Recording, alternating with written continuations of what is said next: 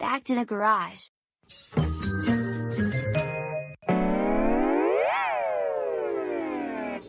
A clue! Oh no, don't give up. I know you and the others are doing a great job at trying to get rid of my hiccups. No, a clue! Oh, you're right. There's a clue right there on that cheese. Huh, wonder who left this cheese here. Doesn't matter. As long as it's our third clue. I'll draw the clue first. For cheese, we'll draw this triangle, and a little rectangle on the bottom. There, cheese. Okay, now me. A triangle on top, and a little rectangle on the bottom, like this. There, cheese. Chibi. And that was our last clue.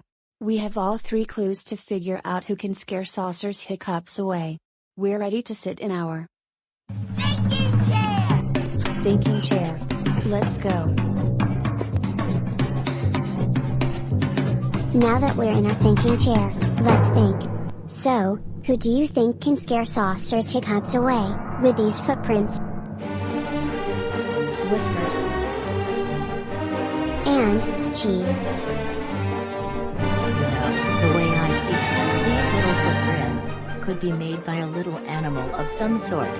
And maybe, this little animal would have whiskers and loves cheese. But what animal could that be?